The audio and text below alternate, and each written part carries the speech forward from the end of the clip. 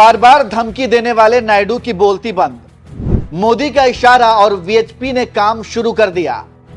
विहिप ने हैंदो शंखरावन अभियान की शुरुआत की। इसका उद्देश्य है जाति के बजाय धर्म के आधार पर एकजुटता। कांग्रेस और बीजेपी विरोधियों ने तीखी आलोचना की। चंद्रबाबू नायडू की भी सांसें अटकी।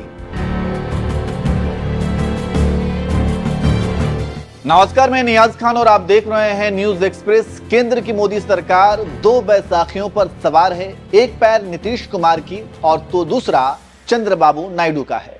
और ये जब तक अपनी मांग को मनवा लेते हैं और ऐसे में अब इनकी काट के लिए मोदी ने नया शगुफा छोड़ा है।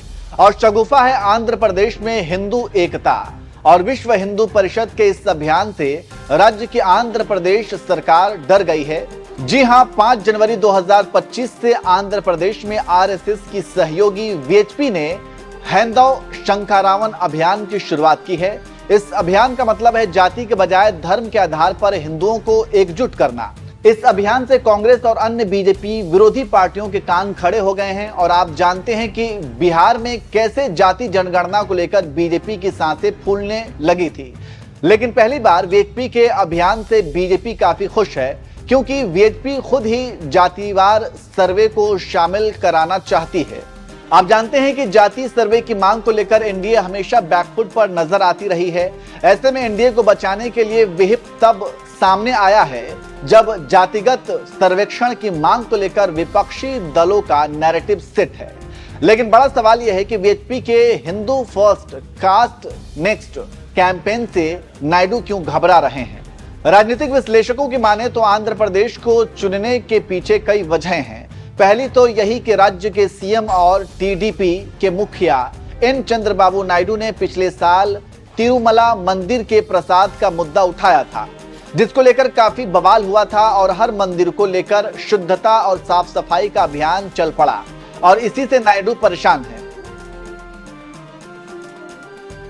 जानकारों की माने तो वीएचपी के इस अभियान में हिंदुओं के सभी संप्रदायों से जाति से ऊपर उठकर बात करने की बात कही गई है।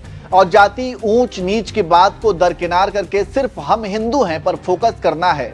वीएचपी का Hindu first caste next campaign जाति जनगणना के लिए कांग्रेस के अभियान का मुकाबला करने में भी मदद कर सकता है, जिसके बारे में परिषद का मानना है कि इस तरह का सर्वे हिंदुओं को सिर्फ जाति के आधार पर बांटने का काम करता है। बीजेपी के दिग्गजों की माने तो आंध्र में बीजेपी के उभार के लिए यह सही है, खासकर तब जब भगवा दल मजबूत टीडीपी और जेएसपी के साथ गठबंधन में है। इन दो छत्रपों की मदद से बीजेपी ने पिछले साल चुनावों में 175 विधानसभा सीटों में से 8 और आम चुनावों में 25 लोकसभा सीटों में से 4 सीटें जीती थी। इस अभियान को लेकर राजनीति विज्ञान के जानकार कह रहे हैं कि यह अभियान बीजेपी और जेएसपी की संयुक्त रणनीति मालूम होती है। पवन कल्याण ने भगवा पार्टी का समर्थन किया है, इसलिए उन्हें यहां हिंदू मुद्दों के अगुवा के रूप में देखा जा रहा है। यह जाति जनगणना की मांग को रोकने के लिए केंद्र सरकार की चाल भी है।